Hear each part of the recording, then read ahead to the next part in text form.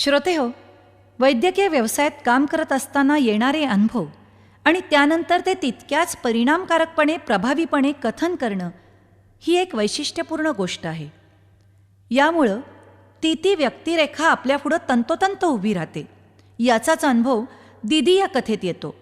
अपंग सेवेचा वसा उचललेल्या दीदीचा एक उत्तुंग आणि असामान्य व्यक्तिमत्वाचा परिचय दीदी या कथेत डॉक्टरांनी करून दिलाय.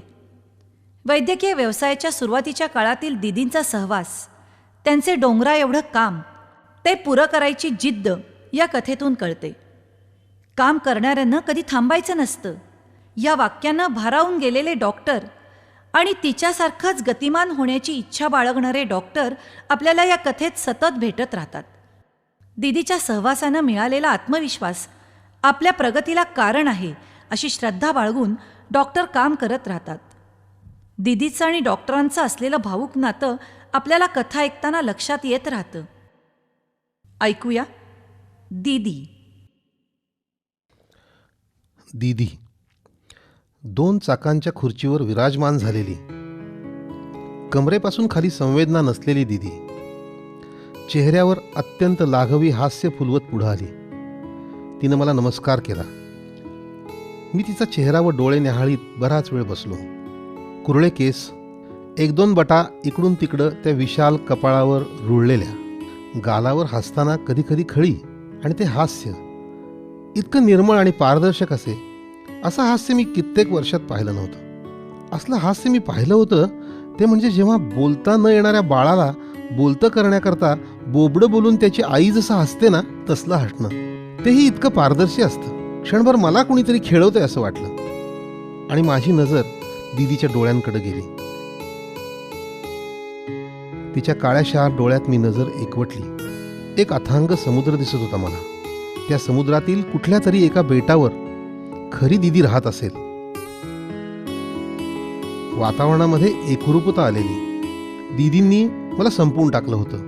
लव्ह ॲट फर्स्ट साईट वगैरे म्हणतात ना, तसं दीदीच्या रूपानं एक विलक्षण भेदक व्यक्तिमत्व माझ्या जीवनात त्या दिवशी आलं. कदाचित ती भेट झाली नसती तर मी आजही गल्लीबोळातनंच फिरत बसलो असतो. तिनं माझ्यासारख्या अनेकांना ज्या राजरस्त्यावर नेलं तिथं मी गेलो असतो की नाही कोण जाणे. डॉक्टर चहा, कुणीतरी चहाचा कप माझ्यापुढं केला आणि माझी तंद्री भंग पावली आणि दीदी जोरात हसायला लागली. माझ्यापेक्षा 4-5 वर्षानं मोठी दीदी सेंट्रल एक्साईजमध्ये ऑफिसर होती. 50 रुग्ण मी बघायला सुरुवात केली. त्यांचं चालणं, बोलणं, बसणं, उठणं न्याहाळीत मी त्यांच्या स्नायूंची ताकदीची नोंद घेत होतो. त्यांना कराव्या लागणाऱ्या ऑपरेशनबद्दल व त्यांच्या रोगाबद्दल मी माहिती देत देत 3-1 तासात ते 50 रुग्ण तपासले. एका छोट्या पोलिओग्रस्त बालकानं मात्र आमची खूप करमणूक केली. तपासणीच्या टेबलला लागून एक खुर्ची ठेवली होती. ते मूल एका क्षणात खुर्चीवर उडी मारायचं आणि दुसऱ्या क्षणात खुर्चीवरून टेबलावर येऊन बसायचं. चपळता, गतिमानता आणि एकाग्रता. दीदी आणि मी बराच वेळ त्या मुलाच्या हालचाली न्याहाळत होतो. दीदी प्रत्येक वेळी त्याला एक चॉकलेट खाऊ घालत होती. त्याच्या नावापुढं तिनं एक स्टार काढून ठेवला होता. मी जे काही करत होतो ते दीदी फार बारकाईनं न्याहाळीत होती. मला अधूनमधून निवडक प्रश्न ती विचारत होती. पुन्हा पुन्हा चहा पाहिजे काय म्हणून आग्रह करत होती. त्या दिवशी डॉक्टरांच्या लिस्टमध्ये माझा पत्ता वगैरे त्यांनी लिहून घेतला आणि माझ्या नावापुढं डाव्या बाजूला एक स्टार काढून ठेवला. मग दीदीचे आणि माझे असे नियमित कॅम्प होऊ लागले.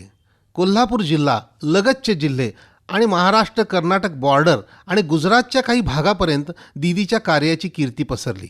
पोलिओग्रस्त रुग्णांचे आम्ही वर्गीकरण करत असू. त्यांच्या आजाराप्रमाणे, त्यांच्या शारीरिक अपंगत्वाप्रमाणे, त्यांच्या आर्थिक कुवतीप्रमाणे, वयाप्रमाणे लग्न जवळ आलेल्या मुलींना प्रथम प्राधान्य, नंतर शाळेत जाऊ इच्छिणाऱ्या मुलींना दीदी त्यांची ऑपरेशन्स चॅरिटेबल हॉस्पिटलमधून मोफत करून घेत असत. पैशाचा प्रश्न होताच. माझं आणि दीदींचं बोलणं झालं होतं. डॉक्टर, तुम्ही करू शकाल ही असली ऑपरेशन्स मोफत? नाही दीदी, मोफत नाही करू शकणार. निदान 50% तरी खर्च येईलच. तोही खर्च कमी नव्हता. संस्थेला तेव्हा तेही शक्य नव्हतं. मी सुद्धा फुकट एवढं काम नव्हतं करू शकत. नुकतंच मी हॉस्पिटल सुरू केलं होतं. त्यावेळेला रत्नाकर बँकचं 3 लाख रुपयांचं कर्ज होतं. माझ्या पुढं मागं काहीच नव्हतं. बायकोच्या दागिन्यांपासून सारं काही गहाण ठेवलं होतं. तेव्हा कुत्तेसाहेब नावाचा माझा एक मित्रच बँकेत ऑफिसर होता. तो गालात हसत असे आणि मला हप्ता न भरल्याची जाणीव करून देत असे. मध्येच एक घटना घडली. त्यामध्ये दीदी हादरून गेली. एका चॅरिटेबल हॉस्पिटलमध्ये दीदीनं ॲडमिट केलेला पेशंट ऑपरेशन करीत असताना मरण पावला. कुणाच्या हलगर्जीपणाचाही प्रश्न नव्हता. तरीही मुलीच्या आईवडिलांनी दीदींच्या विरुद्ध कोर्टात केस केली. नुकसान भरपाई लाखो रुपयांची मागितली. दीदी हतबल झाली. समाजसेवेचा अपंग सेवेचा वसा उचललेली दीदी घायाळ झाली. काय करायचं हो डॉक्टर आता? यातून कसं तरी सुटा आणि आता फुकट ऑपरेशन बंद करा. जाऊ देत थोडे पैसे, पण प्रायव्हेट हॉस्पिटलमध्ये रुग्णांना ॲडमिट करा, कारण तिथं अशा चुकांची जबाबदारी डॉक्टरांची असते. निदान तुम्ही तरी यातून सुटाल. लष्कराच्या भाकरी भाजा, पण निदान तव्यानं हात पोळणार नाहीत याची तरी काळजी घ्या. मी आपला व्यावहारिकपणे बोलून गेलो. माझ्याकडेच ही ऑपरेशन करा याबाबत मी मुळीच आग्रही नव्हतो. थोड्याच दिवसात दीदींनी एक राज्य पातळीवरचं अपंगांचं शिबिर कोल्हापुरामध्ये घ्यायचं ठरवलं. मोठ्या शाळेत सर्व तयारी केली. व्हीलचेअर, ट्रायसिकल वाटपही त्याचसोबत 5-7 लाखांची साधनं उपलब्ध केलेली. कोल्हापुरातल्या सर्व अस्थिरोग तज्ज्ञांना शिबिराला बोलवलेलं. आदल्या दिवशीपर्यंत 1200 अपंग रजिस्टर झालेले. रात्री दीदी थोडी घाबरली. 1200 अपंग तपासणार कधी आणि कोण? बोलवलेले सर्जन नाही आले तर? तिला अनेक प्रश्न भेडसावत होते. आदल्या दिवशी रात्री 8:30 वाजता दीदी माझ्याकडे आली. तिने इतके रुग्ण कशी सोय व्हायची? रुग्णांचा आकडा ऐकल्यावर मीही सुरुवातीला थोडा हडबडलो. पण दीदी घाबरली की सारंच संपणार, म्हणून मी उसनं अवसान आणलं. अभिताय काय होतंय सगळं शिस्तीत. तुम्ही सकाळी लवकर याल ना डॉक्टर? नक्की 8लाच.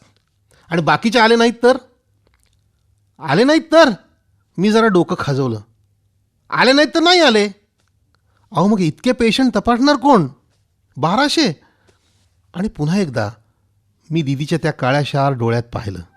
तो पापण्यांच्या पाठीमागचा निळा समुद्र, त्यातल्या कुठल्या तरी बेटावर राहणारी दीदी इथं कुठं आली आहे असं मला वाटलं.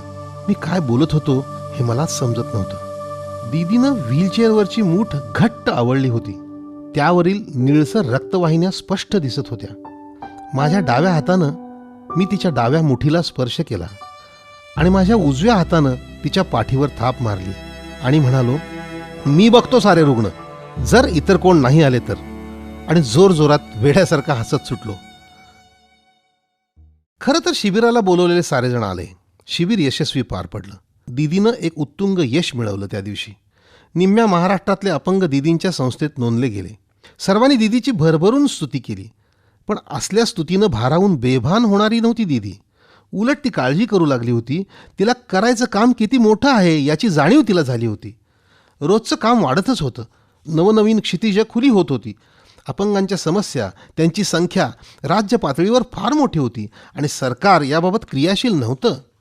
शेजारची राज्य गुजरात, कर्नाटकही तसं अपंगांसाठी फारसं काही करत नव्हतं. एक काम झालं की दीदी 10 कामं पुढे ठेवत होती. एक समस्या सोडवली तर दीदी 10 नव्या समस्या सांगत होती. दीदी, हे सगळं एवढं मोठं दुःख दूर करण्याची जबाबदारी तुझी एकटीचीच का गं? मला जेवढं जमतंय तेवढं मी करते आहे. नाही, तू जरा जास्तच करतेस. तुम्हाला जेवढं जमेल तेवढं तुम्ही करा. काही दिवस गेले आणि 2-4 अपंग रुग्ण ऑपरेशनसाठी दीदीनं माझ्याकडे आणले. कमालीचे अपंगत्व असलेले ते रुग्ण बघून मी थोडा गोंधळलोच. यांचा खर्च मोठा होणार. निम्मा म्हटलं तरी दीदीला तो जास्तच होता. महिना राहावं लागणार यांना. 4-4, 5-5 ऑपरेशन्स प्रत्येकावर करावी लागणार. दीदी, अवघड काम आणलंस. का? जमणार नाही तुम्हाला? तसं नाही, पण ह्या 4 कमालीच्या विकलांग बालकांना उभं करण्यापेक्षा या ताकदीत तुम्हाला 20 इतर अपंगांवर उपचार करता येतील. अनेक मुलांना त्याचा फायदा होईल.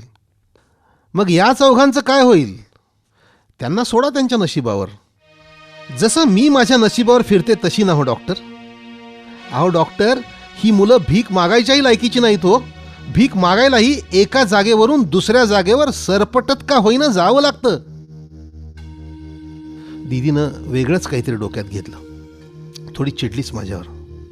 मी म्हणत होतो, अतीव अपंग थोडा कमी अपंग करण्यापेक्षा कमी अपंग अधिक सक्षम करा.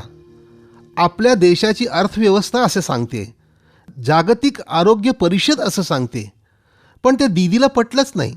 कारण ती स्वतःच अतीव अपंग होती आणि त्यांच्याबद्दल तिला जास्त कळवळा होता. तिचं म्हणणं होतं, कमी अपंग असलेली मुलं कसं तरी आनंदात जगू शकतात, कारण ती कमी अपंग असतात. अतिशय अपंग मुलं मात्र मृतवत आयुष्य भोगतात. त्यांच्यासाठी आपण काहीतरी करायला पाहिजे. डॉक्टर, बोला, तुमच्या हातून होणार आहे की नाही आहे? आम्ही निम्मं बिल द्यायला तयार आहोत ना. मग ते कितीही येऊ दे, या चौघांना पायावर उभं करा. दीदीनं शिवधनुष्य माझ्यासमोर फेकलं होतं आणि मला म्हणत होती, उचल निमूटपणे. अहो, माझ्यात उभं राहण्याचीही ताकद नव्हती. मीच दीदीच्या व्हीलचेअरचा आधार घेतला. मी शांत. मला काही सुचत नव्हतं. माझ्यात ताकद किती आहे हेच मला कळत नव्हतं. त्या शिवधनुष्यरूपी अपंगांची शरीरं मी पाहत होतो, ती धनुष्यासारखीच झालेली, अनेक ठिकाणी वक्राकार. ते मूल जीवाच्या आकांतानं माझ्याकडे बघत होतं, उजवा हात हलवत मला जवळ बोलवत होतं आणि बाकीचेही तसेच. मी दीदीच्या खुर्चीचा घेतलेला आधार सोडला आणि शिवधनुष्य उचलण्यासाठी एक एक पाऊल टाकत मी चालू लागलो. साक्षात शिवाचा अवतार संचारल्यासारखा मी दाण दाण एक एक पाय आपटत त्या शिवधनुष्यापाशी पोहोचलो. त्या मुलाला मी स्पर्श केला, मात्र हळूच त्याला वर जवळ करून मी उचलून घेतलं. माझ्या बाहूवर त्याला ठेवून मी परत चालत दीदीकडे आलो आणि दीदी भारावल्यासारखी माझ्याकडे बघत होती. दीदीच्या खुर्चीला मी एक धक्का दिला आणि मी तिच्याकडे पाठ करून दवाखान्याकडे चालू लागलो. आंब्याच्या झाडांवर चिमण्यांनी कालवा करायला सुरुवात केली होती. वाऱ्यानं झाड थोडं माझ्यासमोर वाकलं आणि मी भानावर आलो. मग हे काम अव्याहतपणे चालू राहिलं. शेकडो अपंग आपल्या पायावर उभे राहू लागले. दीदीची कीर्ती दूरवर पसरू लागली. संस्थेचं काम चौफेर होऊ लागलं. संस्थेनं इमारत बांधली. देश परदेशीची मदत येऊ लागली. तलाठ्यांपासून कलेक्टरपर्यंत व आमदारांपासून ते मंत्र्यापर्यंत दीदींची 2 चाकांची खुर्ची फिरू लागली. दीदीवर पुरस्कारांची बरसात होऊ लागली. दीदी एक असामान्य व्यक्तिमत्व बनू लागली. दीदी भेटणं कठीण होऊ लागलं. दीदीच्या खुर्चीला विलक्षण वेग आला. त्या खुर्चीला कोण सावरणार, कोण फिरणार ह्या वेगाबरोबर असं वाटू लागलं. आणि अचानक दीदी दुपारी 4ला माझ्या अपार्टमेंटच्या खाली रिक्षेतून आली. 4थ्या मजल्यावरून मी खाली आलो तर दीदीचे डोळे पाणावलेले. कसले कसले जुने कॅथेटर व उपकरणं दीदीनं आणलेली. डॉक्टर, हे कोणी विकत घेईल का हो? हे जुने कॅथेटर आणि ही उपकरणं निकामी झालीत दीदी. हे कुठलं खूळ घेऊन बसलाय डोक्यात? संस्थेच्या वसतिगृहाचं बांधकाम अपुरं पडलंय. फंड्स नाहीत. तुमचे पैसे द्यायचे आहेत, तेही नाहीत. माणसं माणसासारखी सुद्धा वागत नाहीत हो. सगळ्यांना आपापला स्वार्थ. एक अपंग विद्यार्थी दीदीला घेऊन आलेला. डॉक्टर, दीदीला ताप आलाय, भाजलंय तिला. उजवा हात उचलला तर दुखतंय, मान दुखतेय तिची. मी दीदीच्या हाताला हात लावला. दीदीला ताप.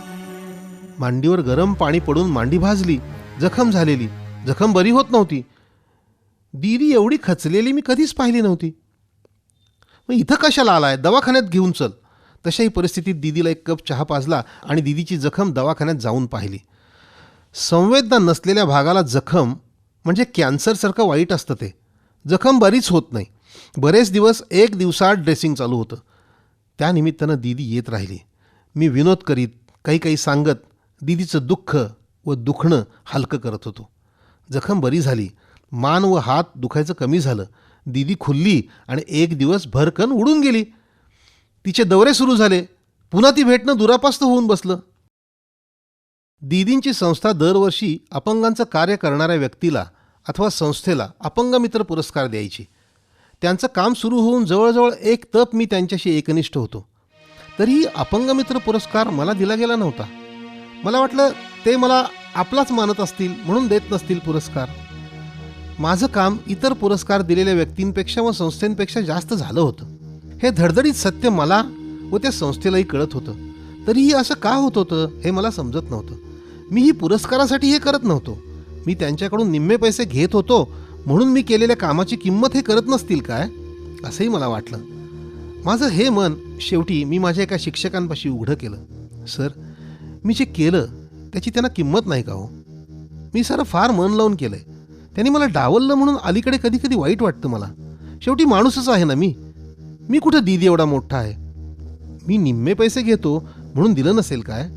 पण एक लक्षात ठेवा, मी कोणालाही बोलणार नाही आहे. फक्त तुमच्यापाशीच बोललो. माझी शपथ आहे कोणाला बोलाल तर. सरांचा मी शाळेतला आवडता विद्यार्थी. सर म्हणजे सात्विकतेचं प्रतीक. शांतपणानं त्यांनी स्मितहास्य केलं आणि म्हणाले, दीदीचं काम मोठं आहेच, पण तुझंही काम मोठं आहे.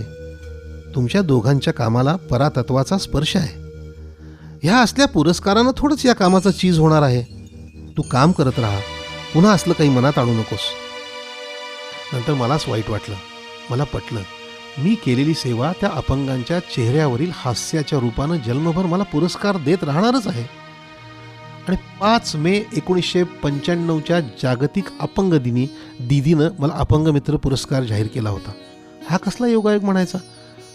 पुरस्कारानं संपून जाणारं काम नव्हतंच हे. दीदीच्या प्रेरणेनं मी पुढं सरकत होतो. तिच्याशी खऱ्या अर्थानं मैत्री झाली होती.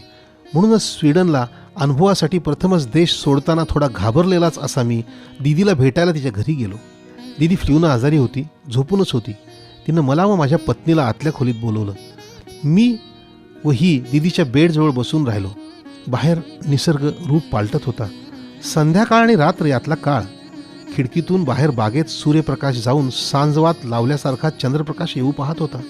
2 वेगवेगळे प्रकाश एकमेकात विलीन होत होते, एकमेकांपासून दूर जात होते. बागेतल्या आंब्यांवर चिमण्यांनी कलकलाट करायला सुरुवात केली होती. डॉक्टर कधी निघताय? उद्या. पण भीती वाटतेय. प्रथमच देश सोडतोय. एकदम त्या ध्रुवावर जाऊन पडणार. पण माणसं सगळीकडे आहेतच की. हो, पण दीदी तुमच्यासारखी माणसं तीही भेटतील. खूप शिका, बॉन व्हायच म्हणत दीदीनं माझा हात हातात घेत मला निरोप दिला. दीदीच्या हाताचा तो स्पर्श माझ्या अजून लक्षात आहे. परिसर स्पर्श होता तो. माझ्यासारख्या लोखंडाला सोनं करण्याची ताकद होती त्या स्पर्शात. माझी भीती कुठं पळाली. त्या स्पर्शानं मला गती दिली, इतकी की माझं मन स्वीडनमध्ये जाऊन पोचलं देखील. बागेत येव्हाना रातकिडे ओरडू लागले होते. बाहेर पडताना मी पुन्हा वळून दीदीकडे पाहिलंही नाही. तसाच झपाटल्यासारखा बाहेर पडलो.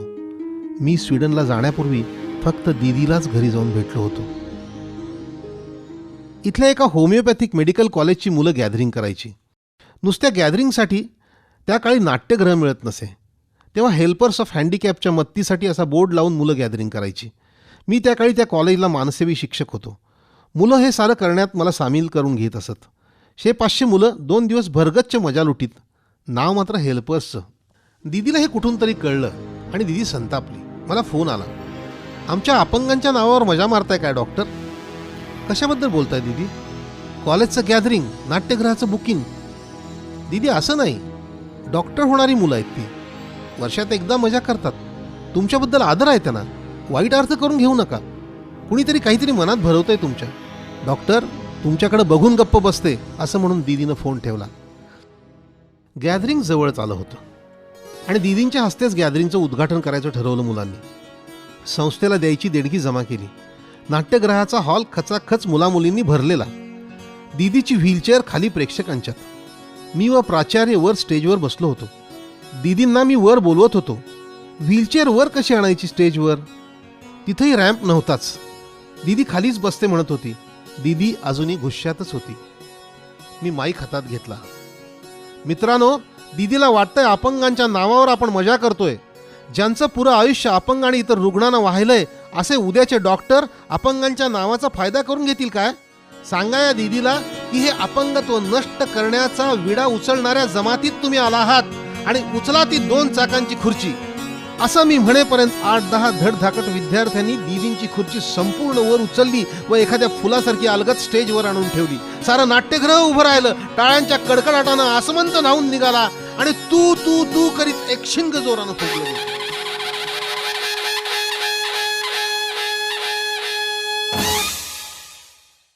तेव्हापासून अजून त्या कॉलेजची मुलं दीदी बोलवेल तेव्हा मत्तीला धावून जातात.